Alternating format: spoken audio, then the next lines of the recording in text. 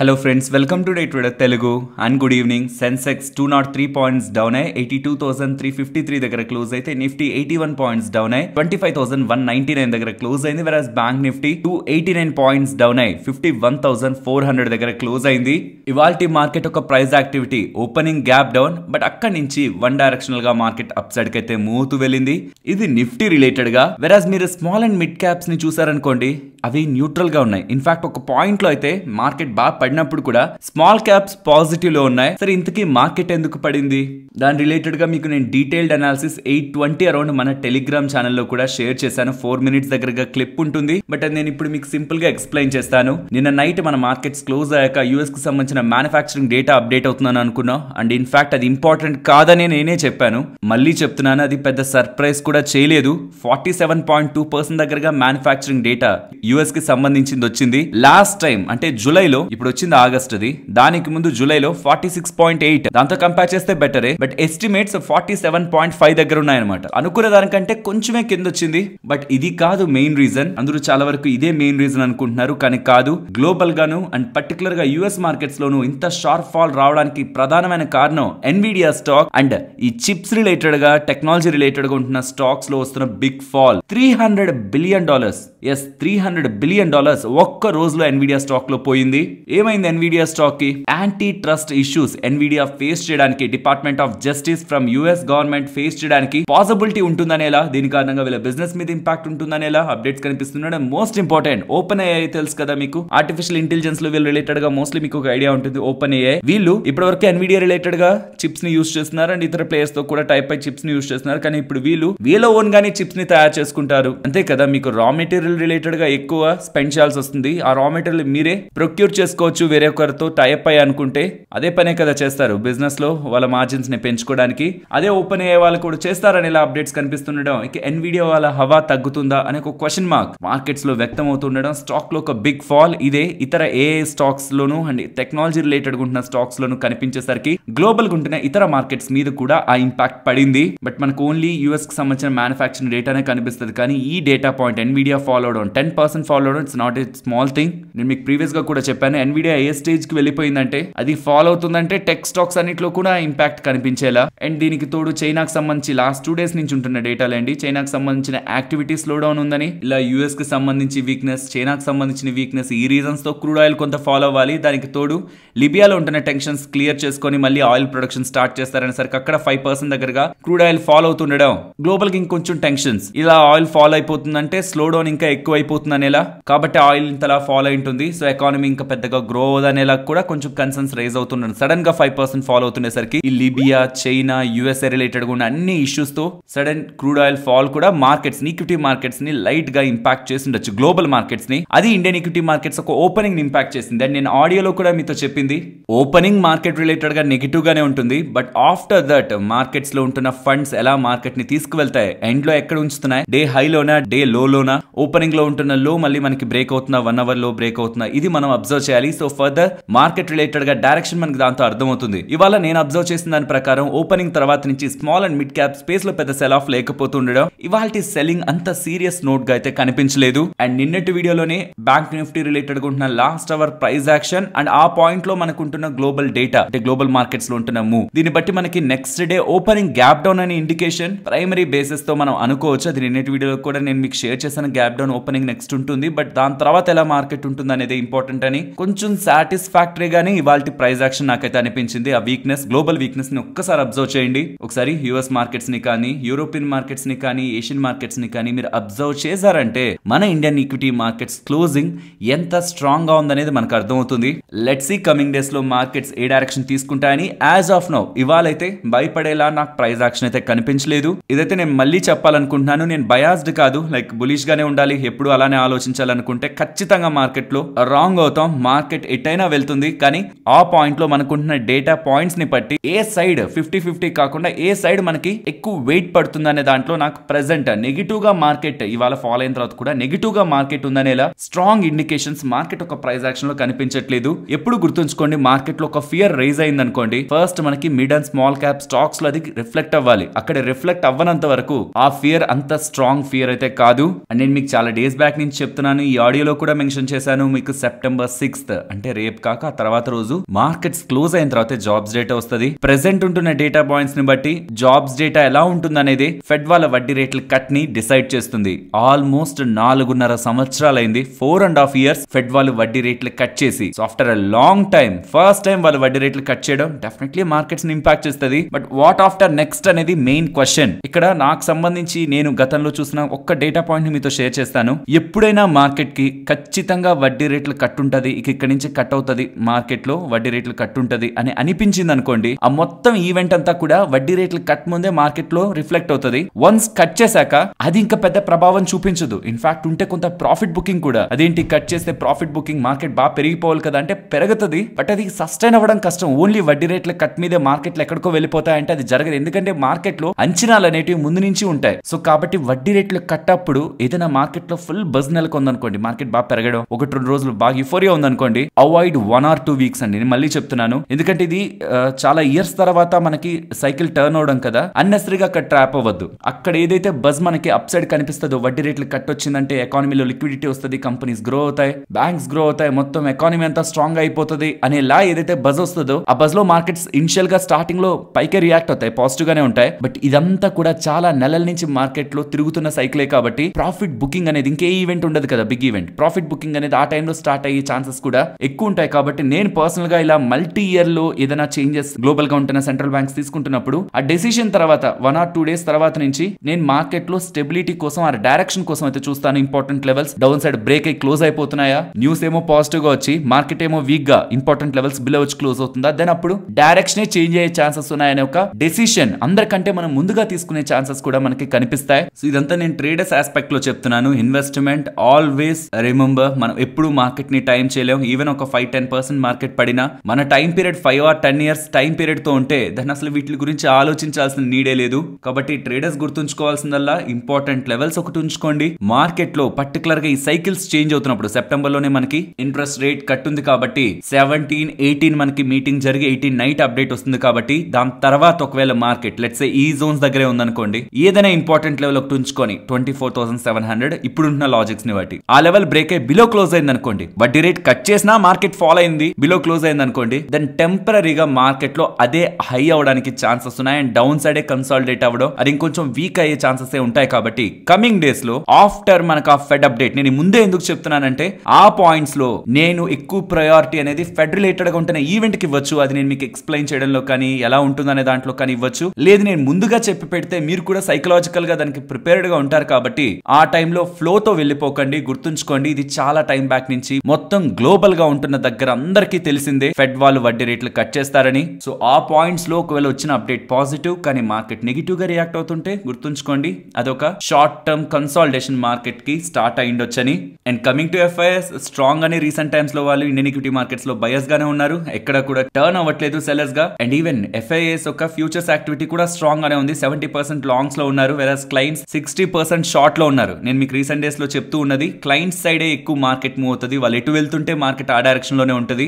As of now FIs and clients ఎవరి side market ఉంటున్నది కాదు, ఎందుకంటే చాలా డేస్ బ్యాక్ నుంచి మార్కెట్ పెరుగుతుంది అనుకుంటున్నామే కానీ ఇంచుమించు ఒక 200-300 పాయింట్ జోన్ లో అక్కడే ఉంది, ఎక్కడ ఒక డైరెక్షన్ తీసుకోలేదు మార్కెట్. పర్సనల్ గా నా ఒపీనియన్ 24,700 లెవెల్ మార్కెట్ బ్రేక్ చేసి బిలో వెళ్లకుండా మార్కెట్ వీక్ అయిందని ఒక ఇండికేషన్ అయితే నేను తీసుకోను. అండ్ ఇవాళ ప్రైస్ యాక్షన్ లో కూడా నేను మీకు ఎక్స్ప్లెయిన్ చేసినట్లు small caps and mid caps stable గా ఉన్నాయి. గ్లోబల్ మార్కెట్స్ తో కంపేర్ చేస్తే Indian equity market on hourly time frame చూడండి, ఒక క్యాండిల్స్ ఒక డైరెక్షన్ కానీ వాటిలో ఉంటున్న క్యాండిల్ బాడీ యొక్క సైజ్ కానీ మనకి క్లియర్ గా బయర్స్ ఉన్నారు ఇవాళ. మరి రేపు ఉంటారో లేదో మనకు తెలియదు. యాజ్ ఆఫ్ నో గా ఉంటున్న డేటాలో అయితే బయర్స్ ఒక స్ట్రెంత్ స్టిల్ మార్కెట్ లో ఉంది కాబట్టి వీక్నెస్ ని జస్ట్ బికాస్ ఇవాళ గ్యాప్ డౌన్ అయిందని ఇమీడియట్ గా తీసుకోవడానికి లేదు. కాబట్టి నేను ఈ లెవెల్ అయితే ప్రామినెంట్ గా చూస్తున్నాను మార్కెట్ డైరెక్షన్ రిలేటెడ్ గా డెసిషన్ తీసుకోవడానికి. అప్పటి వరకు మార్కెట్ నేనైతే స్ట్రాంగ్ గానే చూస్తున్నాను even after this fall. Friends, ఇలా మార్కెట్ లో ఉంటున్న ఎంటైర్ డేటా అనాలిసిస్ చేస్తూ వీడియోని ఇలా మీ ముందుకు తీసుకురావడానికి మేము పెడుతున్న ఎఫర్ట్స్ మీకు వాల్యుబుల్ గా అనిపిస్తూ ఉంటే మన వీడియోని తప్పకుండా లైక్ చేయండి. మీ మనీని షార్ట్ టర్మ్ లో ఆర్బీఐ వాళ్ళ గ్యారంటీ ఉంటున్న ఇన్వెస్ట్మెంట్ వాటిలో పెడుతూ మీరు ఎప్పుడు కావాలనుకుంటున్నా విత్ ఇన్ సెకండ్స్ మీ బ్యాంక్ అకౌంట్ లోకి డబ్బులు వచ్చేలా అండ్ ఎంత రిటర్న్స్ వస్తాయో ఫిక్స్డ్ గా గ్యారంటీడ్ గా ఇంత రిటర్న్స్ వస్తాయని మీకు తెలిసే ఇన్వెస్ట్మెంట్స్ లో ఫర్ ద షార్ట్ టర్మ్ మీకు డబ్బులు అవసరాలకు కానీ ఆర్ మార్కెట్ కమింగ్ డేస్ లో ఫాలో అవుతున్న ఫర్దర్ గా కొనాలనుకుంటున్న ఆ డబ్బుల్ని కానీ మీరు ఇన్వెస్ట్ చేయాలి అని అనుకుంటూ ఉంటే దెన్ ఫిక్స్డ్ డిపాజిట్స్ మనకు ఒక బెస్ట్ ఇన్స్ట్రుమెంట్ అవుతాయి. ఇప్పుడు నేను ఇలా అనగానే మోస్ట్లీ మనకి ఏం గుర్తొస్తుంది, మనకి ఎక్కడైతే బ్యాంక్ అకౌంట్ ఉంటుందో లైక్ గవర్నమెంట్ బ్యాంక్స్ లో కానీ ఆర్ టాప్ ప్రైవేట్ బ్యాంక్స్ లో కానీ అక్కడే ఫిక్స్డ్ డిపాజిట్ చేయాలనుకుంటాం. కానీ ప్రాబ్లం ఏంటంటే వాటిలో చాలా తక్కువ వడ్డీ రేట్ మనకి ఇస్తారు. మరి ఎక్కువ ఎక్కడ మనకి ఫిక్స్డ్ డిపాజిట్ పైన వడ్డీ వస్తుంది? స్మాల్ ఫైనాన్స్ బ్యాంక్స్ లో. వాటిని నమ్మచ్చా? ఎస్, అవి కూడా గవర్నమెంట్ బ్యాంక్స్ ఎలా అయితే ఆర్బీఐ అండర్ లో ఉంటాయో ఇవి కూడా ఆర్బీఐ అండర్ లో ఉంటూ 5 lakhs వరకు మనం దాంట్లో వేస్తున్న అసలుకి వడ్డీకి ఆర్బీఐ వాళ్ళకి సంబంధించిన డిఐసి జీసీ వాళ్ళు భరోసా ఉంటారు. కాబట్టి మీ డబ్బుల్ని ఫిక్స్డ్ డిపాజిట్స్ గా మీకు ఎక్కడైతే బ్యాంక్ అకౌంట్ ఉందో అక్కడే పెట్టుకోవాల్సిన నీడ్ లేదు. బికాస్ అలా పెడితే వచ్చే 5-6% రిటర్న్స్ ఇన్ఫ్లేషన్ ని కూడా బీట్ చేయవు. కాబట్టి మీకు ఈ స్మాల్ ఫైనాన్స్ బ్యాంక్స్ లో ఏ బ్యాంక్ అకౌంట్ లేకుండా మీ ఓన్ బ్యాంక్ అకౌంట్ ద్వారా హై వడ్డీ రేట్ తో ఉంటున్న ఫిక్స్డ్ డిపాజిట్ లో ఇన్వెస్ట్మెంట్ చేయడానికి స్టేబుల్ మనీ యాప్ మనకి హెల్ప్ అవుతుంది. ఇది ఒక మీడియేటర్ లా మన డబ్బులు అల్టిమేట్ గా బ్యాంక్ కే వెళ్తుందని, ఇన్ఫాక్ట్ వెళ్ళినట్టు బ్యాంక్ నుంచి కన్ఫర్మేషన్ కూడా వస్తుంది. మరి ఈ యాప్ ఎందుకు? డైరెక్ట్ గా బ్యాంక్ లోకి వెళ్ళి వేయచ్చు కదా. ఈ యాప్ లో మీరు నియర్లీ 200 దగ్గరగా బ్యాంక్స్ ని కంపేర్ చేస్తూ ఎక్కడ మనకి ఎక్కువ వడ్డీ రేట్ వస్తుందో చూసుకొని ఇన్వెస్ట్మెంట్ చేయడమే కాదు, మీకు కావాలనుకుంటున్నప్పుడు ఆ డబ్బులు విత్ డ్రాల్ పెడితే with in minutes bank account లో కూడా డబ్బులు వస్తుంది అంటున్నారు. So first description comment section లో ఉంటున్న లింక్ ని క్లిక్ చేసి యాప్ ఇన్స్టాల్ చేసుకున్న తర్వాత ఈ స్మాల్ ఫైనాన్స్ బ్యాంక్స్ లో ఎక్కడ మీకు వడ్డీ ఎక్కువ వస్తుంది అనేది చూసుకోండి. ఇన్ఫాక్ట్ ఇవి మీరు టాప్ బ్యాంక్స్ తో కంపేర్ చేసినా మీకు తెలుస్తుంది మీరు ఎంత పెద్ద మొత్తంలో ఫిక్స్డ్ డిపాజిట్ ద్వారా అధికంగా రిటర్న్స్ ఈ స్మాల్ ఫైనాన్స్ బ్యాంక్ ద్వారా పొందుతారని. తర్వాత ఎంత టైం పీరియడ్ వేస్తే, బికాస్ బ్యాంక్ ఒక్కొక్క టైం పీరియడ్ కి ఒక్కొక్క రేట్ ఇస్తుంది ఫిక్స్డ్ డిపాజిట్ రేట్. మీ అవసరాన్ని బట్టి మీరు ఎంత టైం ని సెలెక్ట్ చేసుకుంటే మీకు అధికంగా వడ్డీ రేట్ ఉంటుందో చూసుకొని through normal UPI payment net banking ద్వారా మీ బ్యాంక్ అకౌంట్ నుంచి, మీ ఓన్ బ్యాంక్ అకౌంట్ నుంచి ఈ స్మాల్ ఫైనాన్స్ బ్యాంక్స్ లో మీరు ఫిక్స్డ్ డిపాజిట్స్ వేసుకోవచ్చు. అండ్ ఇన్ ఫ్యూచర్ మీకు డబ్బులు నీడ్ అయ్యి ఈ ఫిక్స్డ్ డిపాజిట్ ని త్రూ యాప్ మీరు విత్ డ్రాల్ చేయాలనుకున్నా ఇన్స్టెంట్ గా మనీ మీ బ్యాంక్ అకౌంట్ లో క్రెడిట్ అవుతుంది అంటున్నారు. లింక్ డిస్క్రిప్షన్ కామెంట్ సెక్షన్ లో ఉంది. ఫ్రెండ్స్, మోర్గన్ స్టాన్లే వాళ్ళు ప్రెసెంట్ మార్కెట్ ఉంటున్న కండిషన్ గురించి కొన్ని కామెంట్స్ చేస్తున్నారు. నాకు పర్సనల్లీ అవి చాలా ఇంట్రెస్టింగ్ అనిపించాయి కాబట్టి నేను మీతో షేర్ చేస్తున్నాను. అది కూడా ఫస్ట్ అప్డేట్ గా. వీళ్ళు యూజ్ చేస్తున్న లాంగ్వేజ్ ని ఒకసారి చూడండి. మనం బుల్ రన్ లో హాఫ్ లోనే ఉన్నామంట. అంటే మార్కెట్ బాగా పెరిగింది కదా, అది హాఫ్ పిక్చరే, ఇంకొక హాఫ్ ఉంది. కానీ అలానే కంగారు పడిపోయి ఇన్వెస్ట్మెంట్ చేయాల్సిన అవసరం లేదు. ఎందుకంటే షార్ట్ టర్మ్ లో కరెక్షన్స్ మార్కెట్ లో వస్తాయి, అవి మంచి ఇన్వెస్ట్మెంట్ ఆపర్చునిటీ ఇస్తాయి. సో కాబట్టి షార్ట్ టర్మ్ కరెక్షన్స్ లో ఎగ్జైట్ అవ్వచ్చు, కానీ ఇప్పుడు ఎగ్జైట్ అవ్వాల్సిన నీడ్ లేదు. బట్ ప్రెసెంట్ మనం ఉంటున్నదైతే స్ట్రాంగ్ బుల్ మార్కెట్ అని చెప్తున్నారు. ఇది ఒక బేస్ స్టేట్మెంట్ అనమాట. దీంట్లో ఇంకా అండర్లైన్ గా వీళ్ళు చేస్తున్న స్టేట్మెంట్స్ ని చూస్తే ఓవర్ వాల్యుయేషన్స్ కారణంగానే మార్కెట్ ఎప్పుడు ఫాల్ అయిపోదని, ఫండమెంటల్ అండ్ టెక్నికల్ ఫ్యాక్టర్స్ కూడా మార్కెట్స్ ని ట్రిగ్గర్ చేసిన తర్వాతే వాల్యుయేషన్ కారణంగా మార్కెట్ లో కరెక్షన్స్ వస్తూ ఉంటాయని. ఇన్ సింపుల్ టర్మ్స్, వాల్యుయేషన్ పెరిగిందని ఏ స్టాక్ కూడా ఫాల్ అయిపోదు. అంటే ఎక్స్పెన్సివ్ వాల్యుయేషన్ లో ఉంది అని ఏ స్టాక్ కూడా ఎక్కువగా పడిపోదు. ఫర్దర్ గా వస్తున్న ఎర్నింగ్స్ ఫండమెంటల్ గా సపోర్ట్ చేయకపోయినా అండ్ టెక్నికల్ ఆస్పెక్ట్స్ కూడా ఉంటాయి. ఇప్పుడు మాట్లాడుకుందాం వీళ్ళు ఇస్తున్న ఎగ్జాంపుల్స్ తో. వాటి కారణంగా కూడా కరెక్షన్ కనిపిస్తుంది, కానీ జస్ట్ వాల్యుయేషన్ కరెక్షన్ కి ఎప్పుడు మెయిన్ రీజన్ కాదని చెప్తున్నారు. First time after virus global గా ఉంటున్న స్లో డౌన్, ఇప్పుడు పిఎంఐ మ్యానుఫ్యాక్చరింగ్ డేటా వీక్ గా వచ్చింది, జాబ్స్ డేటా వీక్ గా ఉంది, ఇతర ఏదైనా డేటా ఫ్యాక్టర్స్ కొంచెం వీక్ అవుతున్నాయి అనుకోండి, చైనా రిలేటెడ్ గా పిఎంఐ డేటా కూడా వీక్ గా ఉంది. ఇదంతా కొన్ని ఫ్యాక్టర్స్ అన్ని వీక్ అవుతూ ఉంటే ఫండమెంటల్ గా మనకి గ్లోబల్ గా అంత పెద్ద గ్రోత్ లేనప్పుడు కంపెనీస్ ఎక్కడ గ్రో అవుతాయి అని ఇది ఒక big macro data. Companies related గా మళ్ళీ బిజినెస్ రిలేటెడ్ గా అప్డేట్ కాదు, వాటి రిజల్ట్స్ కాదు. గ్లోబల్ గా ఉంటున్న మ్యాక్రో పిక్చర్ ఎప్పుడైతే కొంచెం స్లో అయిందని ఫండమెంటల్ గా మార్కెట్ లో ఉంటున్న బిగ్ పీపుల్ కనిపిస్తుందో అండ్ గవర్నమెంట్స్ ఒక స్పెండింగ్ కూడా ఎకానమీలో తగ్గుతుందని ఎప్పుడైతే బిగ్ పీపుల్ కనిపిస్తుందో ఇది ఫండమెంటల్ ఆస్పెక్ట్ అని. ప్రెసెంట్ కమింగ్ టైమ్స్ లో మార్కెట్ లో ఏదైనా కరెక్షన్ ఉంటుందా అంటే ఇది ఈ రీజన్స్ తో ఉంటుందనేలా ఇది ఫండమెంటల్ గా రీజన్. టెక్నికల్ గా చాలా వరకు మార్కెట్ సెకండరీ మార్కెట్ నుంచి ప్రైమరీ మార్కెట్ కి డబ్బులు వెళ్తుంది అనుకోండి, రీటైలర్స్ మనీ. ఇప్పటి వరకు majority of retailers secondary market లో ఎక్కువగా డబ్బులు పెడుతూ ఉంటారు స్టాక్స్ లో. బట్ వాళ్ళ ఫోకస్ ఒకవేళ ప్రైమరీ మార్కెట్స్ కి వెళ్లి కేవలం ఐపీఓస్ నే ఫోకస్ చేస్తూ లిస్టింగ్ గెయిన్స్ వస్తే ఎగ్జిట్ అవడం అండ్ అగైన్ ఇంకొక ఐపీఓస్ లో ఇన్వెస్ట్మెంట్ చేద్దామని ప్రయత్నించడం, ఇలా రీటైలర్స్ యొక్క మనీ ప్రైమరీ మార్కెట్ కి షిఫ్ట్ అవుతున్నా ఆర్ గ్లోబల్ గా ఇతర మార్కెట్స్ లో సెల్ ఆఫ్ వస్తున్నా ఇండియన్ ఈక్విటీ మార్కెట్స్ మీద కూడా ప్రెషర్ కనిపిస్తుంది. కాబట్టి ఈ టూ టెక్నికల్ రీజన్స్, ఫండమెంటల్ గా గ్లోబల్ గా ఏదైనా జరుగుతూ ఉంటే మ్యాక్రో ఎకానమీ రిలేటెడ్ గా ఏదైనా స్లో డౌన్ కనిపిస్తున్నా అదొక ఫండమెంటల్ ఆస్పెక్ట్ అని. టెక్నికల్ గా ప్రైమరీ మార్కెట్స్ కి రీటైలర్స్ యొక్క మనీ షిఫ్ట్ అవడం and out side the India ఏదైనా షార్ప్ సెల్ ఆఫ్ ఉంటే ఆ రీజన్స్ కూడా ఇండియన్ ఈక్విటీ మార్కెట్స్ మీద పడ్డం ఇండియన్ ఈక్విటీ మార్కెట్స్ లో వచ్చే సెల్ ఆఫ్ కి మెయిన్ రీజన్స్ గా కనిపిస్తున్నాయని. బట్ లాంగ్ టర్మ్ ఎందుకు ఇంటాక్ట్ గా ఉంది, ఎందుకు స్ట్రాంగ్ బుల్ మార్కెట్ అనేలా వీళ్ళు చెప్తున్నారు చెప్తున్నారు? దానికి వీళ్ళు చెప్తున్న రీజన్ ఇది. ఇప్పుడు జూమ్ అవుట్ చేసి మనం చూడాలి. ఇప్పుడు మాట్లాడుకున్నవన్నీ షార్ట్ టర్మ్ అనమాట. గవర్నమెంట్ స్పెండింగ్ ఇప్పుడు తగ్గచ్చు, తర్వాత పెరగచ్చు. రీటైలర్స్ ఒక మనీ ప్రైమరీ మార్కెట్ షిఫ్ట్ అయినా వన్స్ ఈ ఐపీఓ ఈఫోరియా అంతా కంప్లీట్ అయిపోయాక మళ్ళీ సెకండరీ మార్కెట్ కి రావచ్చు. అండ్ గ్లోబల్ గా ఉంటున్న కరెక్షన్ ఆఫ్టర్ సర్టైన్ పాయింట్ అది మళ్ళీ న్యూట్రల్ అయిపోవచ్చు. ఇదంతా కూడా టెంపరరీ ఈవెంట్స్ ని మాట్లాడుకున్నాం. బట్ బుల్ మార్కెట్ కంటిన్యూ అవుతుందని మాట్లాడాలంటే అదొక లార్జ్ ఫినామినా అయ్యిండాలి, ఒక సైకలాజికల్ ఎలిమెంట్ అయ్యిండాలి. దానికి వీళ్ళు చెప్తున్నది ప్రైవేట్ బారోయింగ్ అండ్ స్పెండింగ్. ఈ కంపెనీస్ గ్రో అవడానికి క్యాపెక్స్ చేసుకొని ఫర్దర్ గా కెపాసిటీస్ ని పెంచుకొని వాటి బిజినెస్ ని ఎక్స్పాండ్ చేసుకుంటున్నప్పుడు ఆబ్వియస్లీ కమింగ్ టైమ్స్ లో వాటి నెంబర్స్ ఇంప్రూవ్ అవుతాయి. అండ్ అవి ఎక్స్పాండ్ అయ్యే ప్రయత్నంలో వివిధ ఇండస్ట్రీస్ కి అవి బిజినెస్ ని ఇస్తాయి, ఇంక్లూడింగ్ బ్యాంక్స్ దగ్గర నుంచే కదా వీళ్ళు మోస్ట్లీ డబ్బుల్ని రేస్ చేయాలి, అప్పుగా తీసుకోవాలి.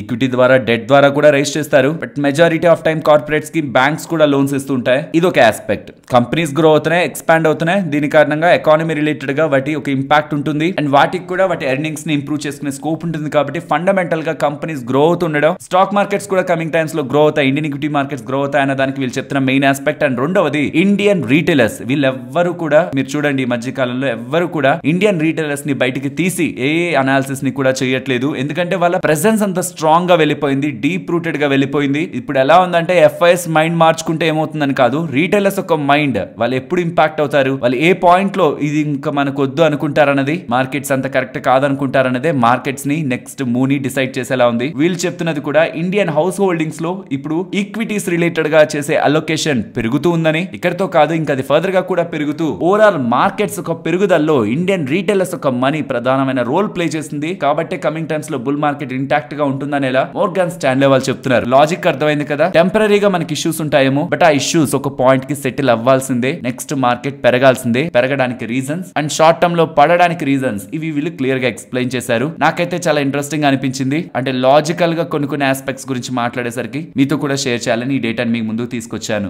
ఐఎక్స్ వాళ్ళ నెంబర్స్ గురించి మాట్లాడుకోవాలి. వాళ్ళ ఆగస్ట్ మంత్లీ బిజినెస్ డేటాను రిలీజ్ చేస్తున్నారు. ఫ్రెండ్స్, ఒకవేళ మార్కెట్ కప్లింగ్ అనేది ఉండదు అని రెగ్యులేటర్స్ దగ్గర నుంచి మనకు అప్డేట్ వచ్చింది అనుకోండి, రీసెంట్ టైమ్స్ లో ఐఎక్స్ చేస్తున్న అప్డేట్స్ కి స్టాక్ చాలా మంచిగా మూవ్ అవుతూ ఉండాలి. కానీ కేవలం ఈ మార్కెట్ కప్లింగ్ ఎప్పుడు వస్తుందో అనే ఒక భయాలే ఐఎక్స్ రిలేటెడ్ గా మంచి నెంబర్స్ ని పోస్ట్ చేసిన, మంచి డేటా వస్తున్నా స్టాక్ లోకి ఆ వాల్యుయేషన్ ఇంక్లూడ్ చేయకుండా కొంత పక్కన పెడుతున్నాయి. ఒకవేళ మీరు స్క్రీన్ పైన ఒకసారి గమనిస్తే ఐఎక్స్ వాళ్ళు monthly volumes, highest ever monthly volumes ని ఇయర్ ఆన్ ఇయర్ లో 36% వాల్యూమ్స్ ని ఇంప్రూవ్ చేసుకుంటూ సిగ్నిఫికెంట్ గా పోస్ట్ చేస్తున్నారు. వీళ్ళ మెయిన్ మార్కెట్ అయిన డిఏఎం డే అహెడ్ మార్కెట్ లో కూడా 22.5% గ్రోత్ వీళ్ళ వాల్యూమ్స్ లో కనిపిస్తూ ఉంది.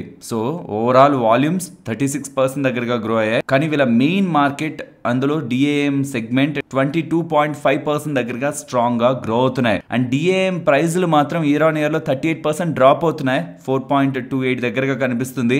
సో డిఏఎం క్లియరింగ్ ప్రైజులు తగ్గడం అంటే సెల్ సైడ్ లిక్విడిటీ అనేది పెరగడం. రీసెంట్ టైమ్స్ లో మాన్సూన్స్ రిలేటెడ్ గా సెల్ సైడ్ లిక్విడిటీ బెటర్ గా ఉందనేలా డేటా కనిపిస్తుంది. అండ్ రెన్యూవబుల్ ఎనర్జీ రిలేటెడ్ గా కూడా వీళ్ళు సెల్ చేసే సర్టిఫికేట్స్ రిలేటెడ్ గా కూడా ఆల్మోస్ట్ 8 టైమ్స్ దగ్గరగా ఇయర్ ఆన్ ఇయర్ కంపారిజన్ లో జంప్ కనిపిస్తుంది. Overall out and out IX వాళ్ళైతే చాలా మంచి డేటానే పబ్లిష్ చేశారు. బట్ ఈ మార్కెట్ కప్లింగ్ అది ఎప్పుడు రెగ్యులేటర్స్ వీళ్ళకి అగెనెస్ట్ గా తీసుకుంటారో, వీళ్ళ దగ్గర ఉన్న మోనోపోలీని లాగేసుకుంటారో అని ఒక భయాలే స్టాక్ ని ఇలా ఉంచుతున్నాయి.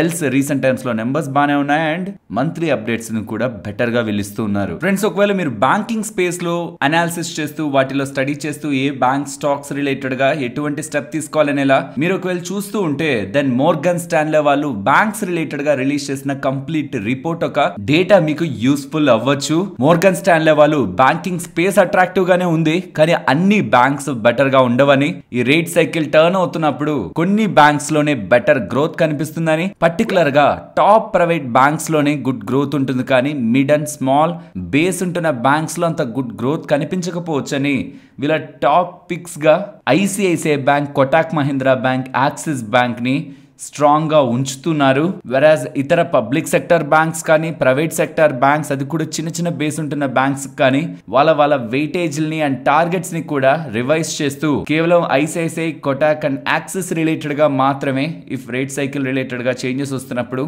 గ్రోత్ ఆర్ అడ్వాంటేజ్ కనిపిస్తుందని, రెస్ట్ ఆఫ్ ద బ్యాంక్స్ అన్ని కూడా రీసెంట్ టైమ్స్ లో ఉంటున్న చేంజెస్ తో కొంత ఇంపాక్ట్ కి గురవుతాయి. కానీ ఈ బ్యాంక్స్ వీళ్ళకి స్ట్రాంగ్ గా కనిపిస్తున్నాయనేలా మోర్గాన్ స్టాన్లే వాళ్ళు అప్డేట్ చేస్తున్నారు. నెక్స్ట్ ఇవాళ మీరు oil marketing companies like Hindustan petroleum, even Bharat petroleum, Indian oil, ఈ స్టాక్స్ ని ఇవాళ మీరు గమనిస్తే మార్కెట్ ఇవాళ రెడ్ లో ఉన్నాయి. ఇవి most of the time green లో ఉన్నాయి కదా. దీనికి ప్రధానమైన కారణం ఓవర్ నైట్ లో క్రూడ్ ఆయిల్ 5% ఫాల్ అవడం, క్రూడ్ ఆయిల్ పడ్డం. Not only oil marketing companies, చాలా వాటికి పాజిటివ్, లైక్ ఏవియేషన్ కంపెనీస్ కి పాజిటివ్, టైర్స్ ని మ్యానుఫ్యాక్చర్ చేస్తున్న వాళ్ళకి, పెయింట్స్ ని మ్యానుఫ్యాక్చర్ చేస్తున్న వాళ్ళకి, ఈవెన్ ఇన్ఫాక్ట్ ఎఫ్ఎంసీజీ కంపెనీస్ కూడా, బికాస్ ట్రాన్స్పోర్టేషన్ కాస్ట్ కూడా వీళ్ళకి ఫ్యూయల్ పెరగడం కారణంగా ఇంపాక్ట్ ఉంటుంది కాబట్టి. అండ్ ఓవరాల్ ఇండియా కూడా ఎక్కువ ఇంపోర్ట్ మనం చేసుకుంటూ ఉంటాం కాబట్టి క్రూడ్ ఆయిల్ ఫాలో అవుతుండడం మంచిదే. ఓవర్ నైట్ లో 5% దగ్గరగా క్రూడ్ ఆయిల్ పడింది. దీనికి ప్రధానంగా బ్రాడర్ గా ఫండమెంటల్ గా మాట్లాడుకుంటే కొన్ని ఇంపార్టెంట్ రీజన్స్ ఉన్నాయి. ఇక్కడ మీరు గమనించవచ్చు, చైనాకి సంబంధించి 2 days బ్యాక్ మనకి వాళ్ళకి సంబంధించిన ఫ్యాక్టరీ పిఎంఐ డేటా వచ్చింది. అది యాక్చువల్లీ వీక్ గా వచ్చింది. దానికి తోడు నిన్న యుఎస్ కి సంబంధించిన PMI data, manufacturing PMI data వచ్చింది. అది కూడా వీకే, బట్ టూ మచ్ ఏం కాదు. ఎక్స్పెక్టెడ్ కంటే మైల్డ్ బిలో కనిపిస్తుంది. బట్ ఇది కూడా నెగిటివే కాబట్టి ఇది కూడా క్రూడ్ ఆయిల్ మీద ఇంపాక్ట్. బట్ వీటన్నిటికంటే మేజర్ ఇంపాక్ట్ ఏదైనా ఉందా అంటే, లిబియాలో కొనసాగుతున్న ఇష్యూస్ ని రిజాల్వ్ చేసుకొని మళ్ళీ లిబియా వాళ్ళు క్రూడ్ ఆయిల్ ప్రొడక్షన్ స్టార్ట్ చేయబోతున్నారనేలా అప్డేట్స్ కనిపిస్తూ ఉండడం. సప్లై పెరుగుతుంది, సేమ్ డిమాండ్, ఆర్ ఇప్పుడు రీసెంట్ గా వీక్ డిమాండ్ కదా, చైనా నుంచి యుఎస్ నుంచి అయితే వీక్ డిమాండ్ కనిపిస్తుంది కాబట్టి క్రూడ్ ఆయిల్ లో ఓవర్ నైట్ సడన్ గా ఒక 5% దగ్గరగా ఫాల్ కనిపించింది. But not only crude oil, global గా ఉంటున్న మెటల్స్ లో కూడా చైనా రిలేటెడ్ గా వచ్చిన డేటా తర్వాత ఫాల్ కనిపించింది. ఓవరాల్ కమోడిటీస్ లోనూ మనకి ఇంపాక్ట్ ఉంది. బట్ ప్రధానంగా ఎక్కువగా సీరియస్ గా క్రూడ్ ఆయిల్ లో మనకి అది డైరెక్ట్ గా కనిపిస్తూ ఉంది. సో క్రూడ్ ఆయిల్ ఫాల్ అవుతుండడం, క్రూడ్ ఆయిల్ ని వినియోగించుకొని యాజ్ ఎ రా మెటీరియల్ గా వినియోగించుకొని బిజినెస్ చేసే కంపెనీస్ కి అడ్వాంటేజ్ ఉంటుంది కాబట్టి ఇవాళ ఈ సెగ్మెంట్ లో ఉంటున్న మోస్ట్ ఆఫ్ ద స్టాక్స్ లో ఆ ఇంపాక్ట్ కనిపించింది. ఫ్రెండ్స్, మీరు నిన్నటి నుంచి ఏ ఫైనాన్షియల్ ప్లాట్ఫామ్స్ ఆర్ నేషనల్ మీడియాలో చూస్తున్నా, కేంద్ర ప్రభుత్వం వాళ్ళు 1,45,000 కోట్లకి సంబంధించిన 10 acquisition proposals for defence segment related గా క్లియర్ చేశారని, దీని కారణంగా చాలా కంపెనీస్ కి లాభం ఉందనేలా డేటా అయితే మనకి కనిపిస్తూ ఉంటుంది. అవి ఏంటేంటో స్టెప్ బై స్టెప్ మాట్లాడుకుందాం. బట్ దీని గురించి మనం నిన్నటి వీడియోలో, న్యూస్ వీడియోలో కూడా డిస్కస్ చేసుకోవడం జరిగింది. బికాస్ ఇది నిన్న ఆఫ్టర్నూన్ తర్వాత నుంచి వచ్చిన అప్డేట్. సో స్లోగా దీని రిలేటెడ్ గా డేటా రిలీజ్ అయింది. ఇప్పుడు కంప్లీట్ డేటా మనకి అవైలబుల్ గా ఉంది. నిన్నటి వరకు ఉంటున్న డేటా ప్రకారం మనం హెచ్ఏఎల్ గురించి అండ్ కొన్ని షిప్పింగ్ కంపెనీస్ గురించి మాట్లాడుకున్నాం. Mazagon Dock Ship Builder, Garden Reach Ship Builder, వీటి గురించి ప్రధానంగా మనం డిస్కస్ చేసుకున్నాం 3 స్టాక్స్ గురించి. బట్ ఇప్పుడు ఈ 1,45,000 కోట్ల ప్రాజెక్ట్ లో ఆల్మోస్ట్ ఒక 10 క్యాపిటల్ అక్విజిషన్ ప్రపోజల్స్ లో ఏ కంపెనీస్ కి ఇంకా స్కోప్ ఉందనేది మాట్లాడుకుందాం. గుర్తుంచుకోవాలి, మొత్తంలో కూడా 99% ఇండియాలో ఉంటున్న కంపెనీస్ కే వెళ్తుంది. ఇండిజినియస్ గానే వీటి సోర్సింగ్ ఉంటుందనేలా అప్డేట్స్ చేస్తున్నారు. అందులో ఇక్కడ మీరు గమనిస్తే, modernisation of tank fleet of Indian Army for the proposal and procurement of future ready combat vehicles అంటున్నారు, FRCVs. ఇవి ఎక్కువగా మన స్టాక్ మార్కెట్ లో లిస్ట్ అయిన కంపెనీస్ ప్రకారంగా చూస్తే మహేంద్ర అండ్ మహేంద్ర వాళ్ళు కూడా తయారు చేస్తారు. అఫ్ కోర్స్ వాళ్ళకి అది పెద్ద రెవెన్యూ కాకపోవచ్చు, బట్ స్టిల్ వాళ్ళు తయారు చేస్తుంటారు. భారత్ ఫోర్జ్ వాళ్ళు కూడా ఇందులో ఉన్నారు. అండ్ ఈవెన్ LNT వాళ్ళు కూడా ఈ బిజినెస్ ని ఇండియన్ ఆర్మీకి అందిస్తూ ఉంటారు. సో ఇది ఏదైతే ఉందో దాంట్లో ఈ 3 స్టాక్స్ ని ట్రాక్ చేసుకోవచ్చు. బట్ మళ్ళీ ఇక్కడ బాగా గుర్తుంచుకోండి, ఒక కంపెనీ పేరు చెప్తున్నానంటే అది భారీగా పెరిగిపోతుందని కాదు. బికాస్ 100 రూపీస్ అనుకోండి ఆ కంపెనీ రెవెన్యూ, అందులో దీని ద్వారా ఎంత వస్తుందో మనకు తెలియాలి. ₹0.5 వస్తుందా, లేకపోతే 25 పైస్ వస్తుందా, లేకపోతే 10 రూపీస్ వస్తుందా, అది ఎంత పెద్దదైతే అంత పాజిటివ్ ఇంపాక్ట్ ఉంటది. బట్ ఏదో రకంగా వాటికి లాభం చేకూర్చేలాగే ఉంటాయి కాబట్టి అన్ని కంపెనీల పేర్లు మనం డిస్కస్ చేసుకుంటాం. కానీ దాని గురించి ఇంకొంచెం డీప్ స్టడీ చేస్తే కానీ ఎంతెంత బిజినెస్ కాంట్రిబ్యూషన్ డిఫెన్స్ సెగ్మెంట్ నుంచి వాళ్ళకి వస్తుంది. బికాస్ గ్రూప్ కంపెనీస్ కదా, LNT కానీ మహేంద్ర అండ్ మహేంద్ర కానీ. సో ఇవన్నీ రిలేటెడ్ గా ఇంకొంచెం మనం స్టడీ చేయాలి. సో ఈ కాంబాక్ట్ వెహికల్స్ రిలేటెడ్ గా LNT, Mahindra and Mahindra and Larsen Toubro. Next the air defence fire control radars. ఇందులో కూడా LNT వాళ్ళు ఉంటారు, భారత్ ఎలక్ట్రానిక్స్ ఉంటారు. అండ్ అలాగే procurement of Dornier 228 aircraft next generation offshore patrol vessels. ఇందులో ఈ ఎయిర్ క్రాఫ్ట్ రిలేటెడ్ గా HAL కి బిజినెస్ వెళ్తుంది. ఈ పెట్రోల్ వెజల్స్ రిలేటెడ్ గా షిప్ బిల్డింగ్ కంపెనీస్ కి బిజినెస్ వెళ్తుంది. ఐ హోప్ మీకు వీళ్ళు అనౌన్స్ చేసిన దాంట్లో ఏ కంపెనీస్ కి ఎలాంటి రిలేషన్ ఉంటుందన్నది క్లియర్ గా అర్థమైందని. సరే, డేటా అంతా ఓకే, బట్ క్లియర్ గా ఏ కంపెనీస్ కి మొత్తం ద్వారా ఎక్కువ ఎడ్జ్ ఉంటుందని నాకు అనిపిస్తుంది అంటే HAL కి అండ్ షిప్పింగ్ కంపెనీస్ కి క్లియర్ ఎడ్జ్ అయితే కనిపిస్తుంది. వెరస్ మిగిలిన వాటి రిలేటెడ్ గా మాత్రం లైక్ భారత్ ఎలక్ట్రానిక్స్ కానీ, LNT కానీ, భారత్ ఫోర్జ్ కానీ అండ్ మహేంద్ర కానీ కొంచెం స్టడీ చేయాలి మనం. ఏ బిజినెస్ లు వాళ్ళకి వెళ్తాయి అండ్ ఎంతెంత పర్సెంట్ కాంట్రిబ్యూషన్ వాళ్ళ బిజినెస్ నుంచి ఈ పర్టికులర్ సెగ్మెంట్స్ నుంచి వాళ్ళు చూసుకుంటారని. ఫ్రెండ్స్, ఇలా న్యూస్ అప్డేట్స్ ని అనాలిసిస్ చేస్తూ మీ ముందుకి కంటెంట్ తీసుకురావడానికి మేం పెడుతున్న ఎఫర్ట్స్ మీకు వాల్యుబుల్ గా అనిపిస్తూ ఉంటే మన వీడియోని వీడియోని తప్పకుండా లైక్ చేయండి. నెక్స్ట్ GIC-RE గురించి మాట్లాడుకోవాలి ఫ్రెండ్స్. కొన్ని స్టాక్స్ ఉంటాయి ఎవరు పట్టించుకోరు పెద్దగా, ఎందుకంటే అవి పెద్ద రియాక్ట్ అవుతూ ఉండవు. గవర్నమెంట్ అండర్లో ఉంటున్న స్టాక్స్ చాలా వరకు మన వాళ్ళందరికీ ఐడియా ఉంటాయి, ఎందుకంటే అవి చాలా బాగా పెరిగాయి కాబట్టి. ఇన్ఫాక్ట్ ఆ స్టాక్స్ అన్నిటి గురించి మనం తర్వాత మాట్లాడుకుందాం. బట్ ఈ ఇన్సూరెన్స్ రిలేటెడ్ ఉండే కంపెనీ గవర్నమెంట్ అండర్లో ఉంటున్న కంపెనీ. నియర్లీ 85% వాటా గవర్నమెంట్ అండర్లోనే ఉంటుంది. 2017 దగ్గరగా లిస్ట్ అయింది. అప్పటి నుంచి ఇప్పటి వరకు ఎప్పుడు వాళ్ళు వాటా నమ్మలేదు, కానీ ఫర్ ద ఫస్ట్ టైం వీళ్ళు ఇప్పుడు వాటా నమ్ముతున్నారు. అండ్ ఇందాక నేను చెప్పాను కదా 85% దగ్గరగా వాటా గవర్నమెంట్ దగ్గర ఉంటుందని, మిగిలిన 15% వాటా పబ్లిక్ దగ్గర ఉంటుంది అనుకుంటున్నారేమో. అందులోనూ ఒక 5% వాటా LIC దగ్గర ఉంటుంది. సో చాలా తక్కువ ఫ్లోట్ ఉంటుంది. అలాంటి ఈ కంపెనీలో OFS తీసుకొస్తున్నారు. సో OFS అనగానే ఎప్పుడు తక్కువ ప్రైస్ లో అమ్ముతారు కాబట్టి ఈ స్టాక్ ని హోల్డ్ చేయడం కంటే OFS లో పార్టిసిపేట్ చేయొచ్చు, డిస్కౌంట్ లో కొనుక్కోవచ్చు అని స్టాక్ ప్రైస్ ని సెల్ చేస్తూ ఉంటారు OFS అయ్యేంత వరకు. OFS నాన్ రీటైల్ ఇన్వెస్టర్స్ కి 4th సెప్టెంబర్ న ఓపెన్ అవుతుంది, క్లోజ్ అవుతుంది. అండ్ రీటైల్ ఇన్వెస్టర్స్ కి రేపు September 5th న ఓపెన్ అవుతుంది అండ్ క్లోజ్ అవుతుంది. దీనికి వీళ్ళు పెడుతున్న ఫ్లోర్ ప్రైస్ 395. నిన్నటి క్లోజింగ్ ప్రైస్ తో 6% డిస్కౌంట్. నియర్లీ 6.78% దగ్గరగా వాటాని గవర్నమెంట్ ఆఫ్ ఇండియా అమ్మాలనైతే ప్రయత్నిస్తున్నారు. దీని ద్వారా 4701 crores దగ్గరగా డబ్బుల్ని రేస్ చేయాలనుకుంటున్నారు. అండ్ లిస్ట్ అయినప్పటి నుంచి ఇప్పటి వరకు ఈ స్టాక్ 5% నెగటివ్ రిటర్న్స్ ని క్రియేట్ చేసింది.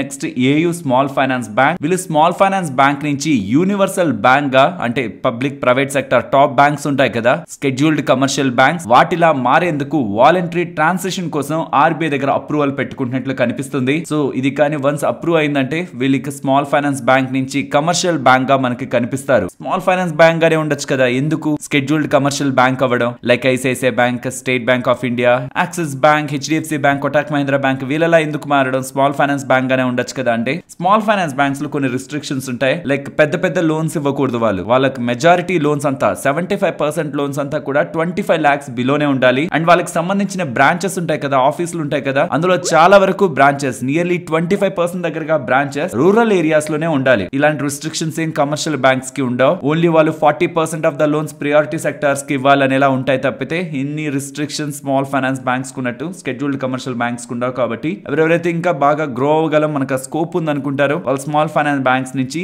కమర్షియల్ బ్యాంక్స్ కి విత్ RBI పర్మిషన్ అప్గ్రేడ్ అవుతూ ఉంటారు. నెక్స్ట్ సోనా BLW గురించి మాట్లాడుకోవాలి. అదే సోనా కామ్స్టార్ గురించి. ఇవాళ ఒక పాయింట్ లో మనకు ఒక స్పెక్యులేషన్ అయితే మార్కెట్ లోకి ఫ్లో అయింది. ఇది రియాలిటీ అయ్యేందుకు కూడా పాసిబిలిటీ బాగానే కనిపిస్తుంది. దాని గురించి నేను మీకు ఎక్స్ప్లెయిన్ చేస్తాను. ఆ స్పెక్యులేషన్ ఏంటంటే వీళ్ళు నియర్లీ 2000 crores దగ్గరగా డబ్బులు పెట్టి ఎస్కాట్స్ ఉంది కదా, ఎస్కాట్స్ కి సంబంధించిన రైల్వే డివిజన్ ని, ఆ రైల్వే బిజినెస్ ని కొంటా అన్నారు. యాక్చువల్ గా ఎస్కాట్స్ వాళ్ళు ఈ రైల్వే డివిజన్ ని అమ్మాలని నార్ గ్రూప్ వాళ్ళతో ఎప్పటి నుంచో డిస్కషన్స్ లో ఉన్నారు. కానీ అప్పుడు ఎస్కాట్స్ రిలేటెడ్ గా వాల్యుయేషన్ ఈ రైల్వే బిజినెస్ కోసం చూస్తూ వచ్చింది మార్కెట్ లో 4000 crores దగ్గరగా. బట్ ఆ వాల్యుయేషన్స్ కారణంగానే ఆ డీల్ ప్రొసీడ్ అవ్వకపోవడం. వేరే సోనా కామ్స్టార్, సోనా BLW వాళ్ళు 2000 crore వాల్యుయేషన్ లో ఇప్పుడు ఆ రైల్వే బిజినెస్ ని అక్విజిషన్ చేయబోతున్నారనేలా అప్డేట్స్ అయితే కనిపిస్తున్నాయి. నేను స్టార్టింగ్ లో చెప్పాను కదా రియాలిటీ అయ్యేందుకు కూడా పాసిబిలిటీ ఉందని. దీనికి ప్రధానమైన కారణం రీసెంట్ గా వీళ్ళు QIP ని అప్రూవ్ చేశారు July 24th న. నియర్లీ 2400 crore దగ్గరగా ఫండ్స్ ని రేస్ చేయడానికి వీళ్ళు అప్రూవల్ అయితే తీసుకున్నారు. ఆ అప్రూవల్ తీసుకోవడం తర్వాత రిజల్ట్స్ తర్వాత కాన్ఫరెన్స్ కాల్ లో కూడా వీళ్ళు క్లియర్ గా మెన్షన్ చేసింది ఈ డబ్బులు మాకు అవసరం అవుతుంది. ఒక స్ట్రాటజిక్ డీల్స్ కి, కొన్ని అక్విజిషన్స్ మేము చేయాలనుకుంటున్నాం, కొన్ని జాయింట్ వెంచర్స్ లో మేము వెళ్ళాలనుకుంటున్నాం, దానికి మాకు డబ్బులు కావాలి కాబట్టి ఈ QIP ని తీసుకురాబోతున్నాం అనేలా అప్డేట్స్ చేశారు. కాబట్టి ఆ డబ్బులు ఈ డీల్ కి వాడి ఈ బిజినెస్ ని కానీ తీసుకుంటున్నట్లయితే ఆల్మోస్ట్ ఒక 900 crore దగ్గరగా రెవెన్యూ వీళ్ళకి యాడ్ అవడానికి ఛాన్సెస్ ఉన్నాయి. ఎందుకంటే ఈ ఎస్కాట్స్ కి సంబంధించిన బిజినెస్ లో 10% దగ్గరగా కాంట్రిబ్యూట్ చేస్తూ లాస్ట్ టైం వాళ్ళ రెవెన్యూస్ 900 అరౌండ్ దగ్గరగా ఉన్నాయి కాబట్టి రైల్వే బిజినెస్ ద్వారా. అండ్ వాల్యుయేషన్ కూడా 4000 crore దగ్గరగా కొంచెం ఓవర్ వాల్యుయేషన్ లో ఉన్నది కాస్త 2000 crore దగ్గరగా కానీ వీళ్ళ ఒక డీల్ ని కానీ క్లోజ్ చేసుకోగలుగుతుంటే బెటర్ వాల్యుయేషన్, రీజనబుల్ వాల్యుయేషన్ లోనే సోనా వాళ్ళు ఈ బిజినెస్ ని కొంటున్నట్టు. బట్ ఇది ఇంకా మనకి ఫైనల్ కాలేదు, ఇంకా డిస్కషన్స్ లో ఉందంటున్నారు. ఒకవేళ ఫైనల్ అవుతుంటే ఇది సోనా కామ్స్టార్ రిలేటెడ్ గా ఇది లాంగ్ టర్మ్ గా రెవెన్యూ అండ్ EPS అక్రిటివ్ గానే, అంటే బిజినెస్ పరంగా గుడ్ స్టెప్ గానే మనం సోనా సైడ్ నుంచి చూడాలి. ఫ్రెండ్స్ కొన్ని డేస్ లో మనం ఎలక్ట్రిక్ వెహికల్ స్టాక్స్ రిలేటెడ్ గా మేబీ ఎక్కువగా మాట్లాడుకుంటామేమో. ఎందుకంటే FAME 3 రిలేటెడ్ గా ప్రైమ్ మినిస్టర్ ఒక ఆఫీస్ నెక్స్ట్ 10 days లో మీట్ అయ్యి దీని రిలేటెడ్ గా డెసిషన్ తీసుకోబోతున్నాను ఎలా అప్డేట్స్ కనిపిస్తున్నాయి. ఇది ఒక third phase of government FAME scheme. Electric vehicles ని ఇండియాలో ప్రమోట్ చేయడానికి ఈ సబ్సిడీస్ ద్వారా ఈ ఇండస్ట్రీని కేంద్రం పుష్ చేస్తూ ఉంటుంది. కానీ ఈసారి FAME 3 అని కాకుండా ఇది ఒక కొత్త నేమ్ తో తీసుకురాబోతున్నారని. బికాస్ కరెంట్ ఉంటున్న FAME 2 స్కీమ్ September 30 ఎండ్ అవబోతుంది కాబట్టి కొన్ని డేస్ లో ఆ స్కీమ్ ఎండ్ అయ్యే లోపే కొత్త స్కీమ్ తీసుకొచ్చే ఆలోచనలో ప్రభుత్వం ఉందనేలా డేటా కనిపిస్తూ ఉంది. ఫ్రెండ్స్ ఈ ఎంటైర్ ఎలక్ట్రిక్ వెహికల్ థీమ్ మనకి స్టార్ట్ అయినప్పటి నుంచి కూడా మీరు గమనిస్తే చాలా స్టాక్స్ రిలేటెడ్ గా మనకి బజ్ నెలకొంది. ఎలక్ట్రిక్ వెహికల్ బసెస్ కానివ్వండి, ఎలక్ట్రిక్ వెహికల్ 2 వీలర్స్ కానివ్వండి, బ్యాటరీస్ కానివ్వండి, అండ్ బ్యాటరీస్ రిలేటెడ్ గా టెక్నాలజీస్ కానివ్వండి, అండ్ వాటికి విడి భాగాలు సప్లై చేసే కంపెనీస్ కానివ్వండి, అండ్ వేరియస్ మెటల్స్ రిలేటెడ్ గాను, అండ్ వీటికి సాఫ్ట్వేర్స్ ని డెవలప్ చేసి అందిస్తున్న కంపెనీస్ పరంగాను ఎన్ని ఇండస్ట్రీస్ లో మనకి ఆపర్చునిటీ ఉందనేలా. But time to time with development నాకు అర్థమవుతున్నది క్లియర్ గా ఇండియా వైడ్ గా ఉంటున్న most of the public sector buses అయితే క్లియర్ గా ఎలక్ట్రిక్ వెహికల్ బసెస్ గా స్లోగా అయితే మారుస్తారు. దాంట్లో ఎలక్ట్రిక్ వెహికల్ బసెస్ తయారీలో ఉంటున్న వాళ్ళకైతే అడ్వాంటేజ్ క్లియర్ గా కనిపిస్తుంది. మిగిలిన వాటిలో ఏమవుతుందంటే ప్లేయర్స్ ఎక్కువ అవడం అండ్ దాంట్లోనూ వాళ్ళకి ఎంత ఆపర్చునిటీ వెళ్తుందో స్టడీ చేయలేకపోవడం కారణంగా రాంగ్ స్టాక్స్ లోకి వెళ్ళిపోతూ ఉంటారు. So electric vehicle bus manufacturers and ఆ థీమ్ కి సరౌండ్ అవుతున్న వాటిల్లో ఇంకెక్కువ కాంపిటీషన్ స్ట్రాంగ్ గా లేదు కాబట్టి పెద్దగా మనం వింటున్న పేర్లు ఎప్పుడు కూడా ఎలక్ట్రా గ్రీన్, జేబీఎం, టాటా మోటార్స్ కు వాళ్ళకి సంబంధించి, అశోక్ లీలాండ్ వాళ్ళకి సంబంధించి ఆర్డర్స్ వెళ్తున్నట్టు మనకు కనిపిస్తూ ఉంటాయి డేటా పాయింట్స్ అన్ని. బట్ అదే మీరు టూ వీలర్ సెగ్మెంట్ లోకి వచ్చారనుకోండి, ప్రతి ఒక్క మెయిన్ ప్లేయర్ కూడా ఇండైరెక్ట్ గా వేరే ఒక టూ వీలర్ ఈవీలోను ఇన్వెస్ట్మెంట్ చేసి దానైనా ప్రమోట్ చేస్తున్నారు, వాళ్ళైనా two wheeler electric vehicle business లోనూ ఉన్నారు. అండ్ విడి భాగాలు సప్లై చేస్తున్న వాటి రిలేటెడ్ గా అయితే ప్రామినెంట్ ప్లేయర్స్ తప్పించి మిగిలిన వాళ్ళందరికీ సాలిడ్ క్లయింట్ బేస్ ఉండాలి. అండ్ అక్కడ స్ట్రాంగ్ కాంపిటీషన్ ఎదురవుతున్న ప్రతిసారి వాళ్ళు మార్జిన్స్ ని కోల్పోతూ ఉండాల్సి ఉంటుంది. కాబట్టి కొంచెం మోట్ అండ్ పెద్ద కాంట్రాక్ట్స్ విన్ అవ్వగలిగే స్ట్రాంగ్ కంపెనీస్ రిలేటెడ్ గా ఎలక్ట్రిక్ వెహికల్ బసెస్ లో మనకు క్లియర్ గా ఈ ట్రెండ్ ఫర్దర్ గా ఎవాల్వ్ అయ్యేలా మనం అర్థం చేసుకోవచ్చు. సో ఓవరాల్ ఈ ఫేమ్ రిలేటెడ్ గా, ఫేమ్ 3 రిలేటెడ్ గా డేటా కమింగ్ డేస్ లో మనకు అప్డేట్ అవుతున్నప్పుడు ఎలక్ట్రిక్ వెహికల్ థీమ్ మళ్ళీ మనకి మార్కెట్ లో స్ట్రాంగ్ గా వినిపిస్తుంది. ఫ్రెండ్స్, మీరు ట్విట్టర్ లోకి వెళ్ళి బాస్ ప్యాకేజింగ్ అని చెప్పి సెర్చ్ చేయండి. మీకు ఈ యొక్క ఇమేజెస్ చాలా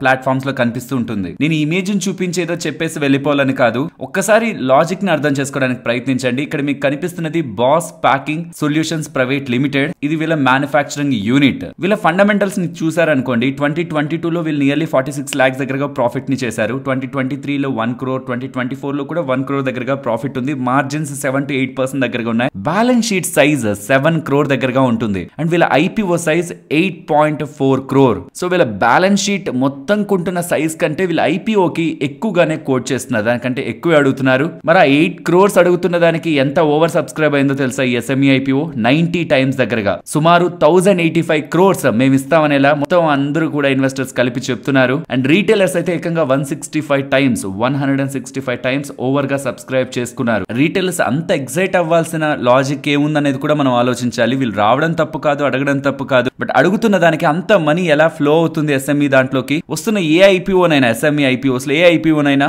సూపర్ స్టార్ గా చూస్తున్నారు ప్రజలు. ఇదొక్కటే కన్సర్న్ గా కనిపిస్తుంది. నార్మల్ గా సబ్స్క్రైబ్ అవ్వడం లేకపోతే పెద్దగా సబ్స్క్రైబ్ అవ్వకపోవడం ఇది నార్మల్. బట్ వస్తున్నది ఏ బిజినెస్ కైనా అందులో ఎగ్జైట్ అవ్వాల్సిన లాజిక్ లేకపోతున్నా. రీసెంట్ గా 2 షోరూమ్స్ ఉంటున్న ఒక ఐపీఓ వస్తుంది, యమహా షోరూమ్స్ ఉంటున్న ఐపీఓ వస్తుంది, దానికి కూడా ఓవర్ సబ్స్క్రిప్షన్, స్ట్రాంగ్ డిమాండ్. ఇలా ప్రతి దాంట్లోనూ రీటైలర్స్ ఎగ్జైటెడ్ గా, ఎస్ఎంఈ ఐపీఓస్ లో ఎగ్జైటెడ్ గా ఉండడం అయితే లాజిక్ అంతా కనిపించట్లేదు. ఎవరైనా ఎస్ఎంఈ మార్కెట్ లో వస్తున్న ప్రతి ఐపీఓలోనూ పార్టిసిపేట్ చేద్దామని చూస్తున్న వాళ్ళకి డబ్బులు పెట్టే ముందు బిజినెస్ ని 1కి 2 సార్లు దగ్గరగా స్టడీ చేయండి. నెక్స్ట్ శిల్పా మెడికేర్ గురించి మాట్లాడుకోవాలి. వీళ్ళ ఒక new drug application related to kidney disease treatment US FDA వాళ్ళకి సబ్మిట్ చేస్తూ ఉండడం స్టాక్ ఇవాళ ఆల్ టైమ్ హైస్ అయితే హిట్ చేసింది. ఆ డ్రగ్ నేమ్ ఆక్సిలాంథనమ్ కార్బోనేట్. ఇది వీళ్ళ సిడిఎంఓ పార్ట్నర్డ్ ప్రాజెక్ట్స్ ద్వారా ఫైల్ అయితే చేశారు. నెక్స్ట్ సుదర్శన్ కెమికల్ రిలేటెడ్ గా ఒక బిగ్ అప్డేట్ అయితే కనిపిస్తుంది. జర్మన్ కి సంబంధించిన హ్యూబ్యాక్ అనే ఒక కంపెనీ బ్యాంక్రప్సీకి ఫైల్ చేసింది ఏప్రిల్ 23, 2024 లో. దీన్ని కొనడానికి సుదర్శన్ కెమికల్ వాళ్ళు పోటీ పడుతున్నారని, ఒక జర్మన్ కంపెనీని కొనడానికి సుదర్శన్ కెమికల్ వాళ్ళు పోటీ పడుతున్నారని, ఆ కంపెనీ కోటింగ్స్ అండ్ పిగ్మెంట్స్ లో గ్లోబల్ గా వన్ ఆఫ్ ద ప్రామినెంట్ ప్లేయరే. కానీ వాళ్ళు తీసుకున్న అప్పుని వాళ్ళు సర్వీస్ చేయలేక రీస్ట్రక్చరింగ్ కూడా ప్లాన్ చేశారు, కానీ అది ఫెయిల్ అయింది. కాబట్టి అది బ్యాంక్రప్సీకి వెళ్ళడం అండ్ దాని రిలేటెడ్ గా ఇప్పుడు సుదర్శన్ కెమికల్ వాళ్ళు పోటీ పడుతూ ఉండడం కొంత ఇంట్రెస్టింగ్ గా కనిపిస్తూ ఉంది. అండ్ ఇన్ఫాక్ట్ ఆ హ్యూబ్యాక్ అనే ఒక జర్మన్ కంపెనీకి ఇండియాలో ఒక కంపెనీ కూడా ఉంది, హ్యూబ్యాక్ కలరెంట్స్ అని. మరి ఆ కంపెనీ సుదర్శన్ కెమికల్ వాళ్ళు కొంటే దీని రిలేటెడ్ గా ఓపెన్ ఆఫర్ కూడా ట్రిగర్ అయ్యే ఛాన్సెస్ ఉన్నాయి. ఇది ఆల్మోస్ట్ ఒక 1300 crore మార్కెట్ క్యాపిటల్ ఉన్న కంపెనీ. సో చూడాలి మరి కమింగ్ టైమ్స్ లో సుదర్శన్ కెమికల్ వాళ్ళు ఈ ఎంటిటీని ఎక్వైర్ చేసుకోగలుగుతారా లేదా అని. ఇది ఒక పెద్ద డిలే అవుతుంది. ప్రాబబుల్లీ దీని రిలేటెడ్ గా వీళ్ళు డెట్ ని కూడా తీసుకోవాల్సి ఉంటుంది సుదర్శన్ కెమికల్ వాళ్ళు. నెక్స్ట్ జూబ్లెంట్ ఇంగ్రీవియా ఇవాళ ఇంత స్ట్రాంగ్ గా పెరిగింది కదా, దీని బ్యాక్ ఒక బ్రోకరేజ్ రిపోర్ట్ ఈ స్టాక్ రిలేటెడ్ గా బై రేటింగ్ ఇస్తూ స్టాక్ ఒక టార్గెట్ 900 అని చెప్తూ ఉండడం, దానికి వీళ్ళు చెప్తున్న రీజన్స్ రీసెంట్ గా చేసిన ఛానల్ చెక్స్ లో వీళ్ళ రిలేటెడ్ గా ఉంటున్న ప్రొడక్ట్ ప్రైజెస్ రిలేటెడ్ గా హయ్యర్ మార్జిన్ కనిపిస్తుందని, ఈ నియాసినమైడ్ ప్రైజెస్ పెరుగుతున్నాయని, ఇది వీళ్ళ నియర్ టర్మ్ ప్రాఫిటబిలిటీని both in speciality and nutrition segment లో ఇంప్రూవ్ చేస్తుందని, ఆల్సో వీళ్ళు సెమీ కండక్టర్ ఇండస్ట్రీని కూడా టార్గెట్ చేస్తున్నారు. కాబట్టి కమింగ్ టైమ్స్ లో వీళ్ళకి ఒక మంచి కాంట్రాక్ట్స్ ఈ సెగ్మెంట్ నుంచి వస్తూ హయ్యర్ గ్రోత్ టార్గెట్స్ వీళ్ళు అచీవ్ అవుతారనేలా వీళ్ళు అప్డేట్స్ చేస్తూ ఉండడం స్టాక్ లో ఇవాళ బజ్ నెలకొంది. నెక్స్ట్ రామా స్టీల్ ట్యూబ్స్ గురించి మాట్లాడుకోవాలి. వీళ్ళు ఎక్స్చేంజెస్ కి అప్డేట్ చేస్తున్న దాని ప్రకారం వీళ్ళు onyx renewable limited for green and renewable energy projects వాళ్ళతో టైఅప్ అయ్యారని, ఇందులో భాగంగా సోలార్ గ్రీన్ ఫీల్డ్ ప్రాజెక్ట్స్ ఉంటాయి కదా, దానికి కావాల్సిన steel structures and dual access trackers ని వీళ్ళు అందిస్తారని. సో ఈ రెన్యూబుల్ ఎనర్జీ సెక్టార్ లో కూడా వీళ్ళు ఇలా బిజినెస్ ని ఇంప్రూవ్ చేసుకుంటూ లాంగ్ టర్మ్ సక్సెస్ అండ్ సస్టైనబిలిటీని అచీవ్ చేస్తారని ఇలా ఎక్స్చేంజెస్ కి వీళ్ళు అప్డేట్ చేస్తూ ఉండడం స్టాక్ ఇవాళ ఇలా ర్యాలీ అయింది.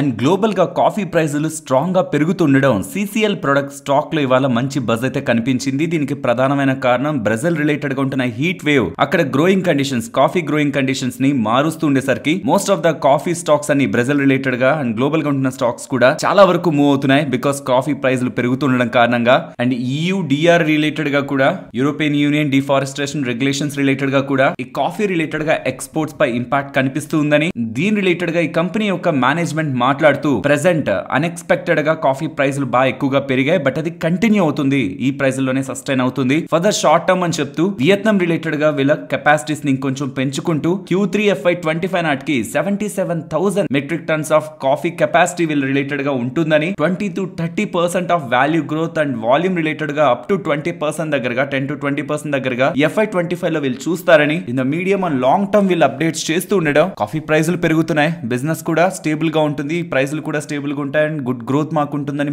మేనేజ్మెంట్ సైడ్ నుంచి కూడా కామెంట్స్ వస్తుండేసరికి స్టాక్ ఇవాళ ఇలా ర్యాలీ అయింది. ఫ్రెండ్స్, ఇక్కడ మీకు కనిపిస్తున్నది ఏంటో తెలుసా? Investment agreement. ఎస్, మీరు ఇంత డబ్బులు పెట్టారంటే ఇన్ని డేస్ లోపు మీకు ఇంత % రిటర్న్ ఇస్తానని అగ్రిమెంట్ చేసుకోవడం అనమాట. ఎంత రిటర్న్ అనుకుంటున్నారు? 60 డేస్ లో 30% రిటర్న్. అంటే 60 రోజులు నాకు టైం ఇవ్వండి, మీ క్యాపిటల్ ఇవ్వండి, మీ క్యాపిటల్ మీద మీ అసలు ప్లస్ 30% ఎక్కువ డబ్బుల్ని ఇస్తాననేసరికి ప్రజలు ఎంతలా నమ్మారు తెలుసా? అస్సాం, అరుణాచల్ ప్రదేశ్ లో ఈ స్కీమ్ ని స్టార్ట్ చేసిన తర్వాత 20 years ఉంటున్న వ్యక్తి చదువు అయిపోయిన వెంటనే ఏ పని చేయాలో తెలియక జస్ట్ ఒక చిన్న స్కీమ్ లా పెడదాం, కొంతమంది దగ్గర నుంచి డబ్బులు వస్తుంది కదా, దాంతో తను ఏదైనా చేద్దాం అనుకున్నాడు. కానీ ఆ స్కీమ్ పెట్టిన తర్వాత నుంచి ఒక వరదల పెద్ద మొత్తంలో రీటైలర్స్ దగ్గర నుంచి, చిన్న చిన్న వ్యక్తుల దగ్గర నుంచి 2200 కోట్ల దగ్గరగా డబ్బులు ఈ 20 సంవత్సరాలు ఉంటున్న వ్యక్తికి వెళ్తూ ఉండడం. తన ఆ డబ్బులతో ఎవరెవరైతే మొదట పెట్టారో, లెట్స్ సే స్టార్టింగ్ లో కొంతమంది కదా పెట్టుంటారు, వాళ్ళందరికీ కూడా 30% రిటర్న్ 60 డేస్ లోపు అందిస్తూనే వచ్చాడు. కానీ ఎప్పుడైతే ఇదంతా కూడా పెరిగిపోతూ పెద్దదవుతూ వెళ్ళిందో డబ్బులు, ఆ డబ్బుల్ని తన విలాసాలకి వాడుకోవడం, వేరే వేరే చోట్ల స్థలాలు కొనడం, అపార్ట్మెంట్స్ ని కొనడం, మూవీస్ ని ప్రొడ్యూస్ చేయడం, కన్స్ట్రక్షన్ బిజినెస్ లోకి వెళ్ళడం, ఇలా వివిధ బిజినెస్లు ఏవేవైతే తను అనుకున్నాడో అవన్నీ చేసుకుంటూ వెళ్ళడం, విదేశాలకు వెళ్లి విలాసవంతమైన జీవితాలు గడపడం అంతా బానే ఉన్నింది. రీసెంట్ టైమ్స్ లో DB స్టాక్ బ్రోకింగ్ రిలేటెడ్ ఒక పెద్ద స్కామ్ జరిగింది, అది కూడా ఛానల్లో మాట్లాడాను. దాని తర్వాత ఇందులో ఇన్వెస్ట్మెంట్ చేస్తున్న వాళ్ళు కూడా పోలీసులకు కంప్లైంట్లు ఇస్తూ ఉండడం, ఇలా మాకు అగ్రిమెంట్ ఇచ్చి మరీ మాకు రిటర్న్స్ ఇస్తానంటున్నారు, ఇది నిజమేనా కాదా అని పోలీసుల వరకు వెళ్తుండడం. పోలీసులు చేస్తున్న విచారణలో ఇతను చేస్తున్న ఇల్లీగల్ యాక్టివిటీస్ బయటపడుతున్నసరికి తనని అరెస్ట్ చేశారని, మొత్తానికి అసలు ఈ మొత్తం దాంట్లో తనకి ఎంత డబ్బులు వెళ్ళింది స్కీమ్ ద్వారా అని చూస్తే 2200 కోట్ల ఇలా డేటా కనిపిస్తుంది. ఫ్రెండ్స్, ఒకటైతే గుర్తుంచుకోవాలి, ఎవరో చెప్పిన మాటలు విని అత్యాశకు వెళ్ళి మనం డబ్బులు పెట్టి ఒకవేళ వాళ్ళు మనల్ని మోసం చేశారనుకోండి, అందులో వాళ్ళ తప్పు ఎంత ఉంటుందో ఆ అత్యాశకు వెళ్ళి డబ్బులు పెట్టిన మన తప్పు కూడా అంతే ఉంటుంది. అండ్ గుర్తుంచుకోండి, ఇలాంటివి ఆగవు. కమింగ్ టైమ్స్ లో ఇంకా పెద్ద పెద్ద నెంబర్స్ మీరు వింటూ ఉంటారు. ఒకప్పుడు పొలిటీషియన్స్, పేరున్న బడాబాబులు మోసాలు చేసే వాళ్ళంటే వినేవాళ్ళం, కానీ ఇప్పుడు మీకు ఇంతకంటే అంత రిటర్న్ ఇస్తాం, ఈ ఫిక్స్డ్ డిపాజిట్ లో వచ్చే రిటర్న్ కంటే మీకు డబుల్ ఇస్తాం, ట్రిపుల్ ఇస్తాం అని ఎవరెవరు చెప్తున్న మాటలకైనా నమ్మి మోసపోయే వాళ్ళు ఉన్నంత వరకు ఇలా వేల కోట్ల స్కాములు చేసే వాళ్ళు కూడా ఉంటూనే ఉంటారు. అండ్ నేను మీకు స్టార్టింగ్ లో చెప్పాను కదా, మనకి బ్యాంక్ అకౌంట్ ఉంటున్న బ్యాంక్ లో ఫిక్స్డ్ డిపాజిట్స్ కంటే స్మాల్ ఫైనాన్స్ బ్యాంక్స్ లో మనకి ఇంకొంచెం ఎక్కువ వడ్డీ రేట్ వస్తుందని. ఆ కొంచెం వినడానికి చిన్నదిగా అనిపిస్తుంది, కానీ మీరు క్లియర్ గా దాన్ని క్యాలిక్యులేట్ చేస్తే ఓవర్ ద పీరియడ్ అది మీకు వేలు లక్షల్లో కూడా వెళ్తుంది. కాబట్టి మీ షార్ట్ టర్మ్ అవసరాల కోసం ఉంటున్న డబ్బుల్ని మీ సేవింగ్స్ అకౌంట్ లో పెడితే అది ఇన్ఫ్లేషన్ తినేస్తుంది. ఫిక్స్డ్ డిపాజిట్ లో పెట్టిన టాప్ బ్యాంక్స్ అన్ని ఎక్కువ ఫిక్స్డ్ డిపాజిట్ వడ్డీని ఇవ్వట్లేదు, కాబట్టి అక్కడ కూడా మనం నష్టపోతాం. సో కొంత మొత్తంలో మన దగ్గర ఉంటున్న డబ్బుల్ని స్మాల్ ఫైనాన్స్ బ్యాంక్స్ లో ఫిక్స్డ్ డిపాజిట్ వేసి అధికంగా వడ్డీని సంపాదించుకునే ప్రయత్నం త్రూ స్టేబుల్ మనీ మనం చేయొచ్చు. అండ్ ఈ స్టేబుల్ మనీ ఒక app link description and comment section లో ఉంది. నెక్స్ట్ నిఫ్టీ అలాగే bank Nifty support and resistance present ఉన్న లెవెల్స్ నుంచి డౌన్ సైడ్ 25,160, బిలో 25,077, ఇక్కడ నుంచి అప్ సైడ్ వెళ్తుంటే 25,230, దాని above 25,322. Coming to bank Nifty, ఇవాళ కూడా తీసుకున్న సపోర్ట్ ని గమనించారా? గత కొద్ది రోజులుగా ఎక్కడ సపోర్ట్ ఉంది, ఇవాళ కూడా అదే సపోర్ట్ 51,250. ఇఫ్ ఇది బ్రేక్ ఏ బిలో సస్టైన్ అయితే 50,970 నెక్స్ట్ లెవెల్ ఆఫ్ సపోర్ట్ గా మనకు కనిపిస్తుంది. ఇఫ్ ఇది బ్రేక్ ఏ అప్ సైడ్ కి వెళ్తే నిన్న ఫామ్ చేసిన హైని ఇంపార్టెంట్ రెసిస్టెన్స్ గానే చూడొచ్చు అరౌండ్ 750, బట్ 850 880 జోన్స్ లో నేనైతే ఇంపార్టెంట్ రెసిస్టెన్స్ ని చూస్తున్నాను. సో 750 దగ్గర 880 దగ్గర కూడా రెసిస్టెన్స్ లు బ్యాంక్ నిఫ్టీ ఫేస్ చేసే ఛాన్స్ ఉంది. బట్ ఆ అబోవ్ మాత్రం 52,170 ఇంపార్టెంట్ రెసిస్టెన్స్. అండ్ ఇప్పటికి కూడా మార్కెట్ రిలేటెడ్ గా ఇవాళ గ్లోబల్ మార్కెట్స్ లో వచ్చిన ఫాల్ కారణంగా సెల్ ఆఫ్ ఉంది, కానీ స్ట్రెంత్ ఏ మార్కెట్ లో ఉంది. కాబట్టి if in coming days market ఈ జోన్స్ దగ్గర స్టెబిలైజ్ అవుతుంటే రేంజ్ గురించి మాట్లాడుకుందాం. బట్ అప్పటి వరకు అన్నెసరీగా వన్ డే ఫాల్ లో మనం వెంటనే రేంజ్ అనుకోవడం కరెక్ట్ కాదు. ఇఫ్ ఆ ప్రాబబిలిటీ మార్కెట్ లో పెరిగింది రేంజ్ రిలేటెడ్ గా అన్నప్పుడు మనం డిస్కస్ చేసుకుందాం. మరొక ఇంట్రెస్టింగ్ వీడియోతో మళ్ళీ మీ ముందుకు వస్తాను. అంతవరకు టేక్ కేర్, జై హింద్.